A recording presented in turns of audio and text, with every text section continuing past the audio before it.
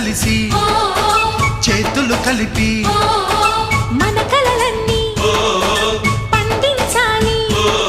ఒక చోట పుట్టని కోడళ్ళు అయ్యారు అమ్మకే కూతుళ్ళు. త్వరలోని ముద్దుగా పుడతారు ఈ తాత పోలికల మనవళ్ళు. ఈ సంతోషాలు సరదాలే మా పండుగలు.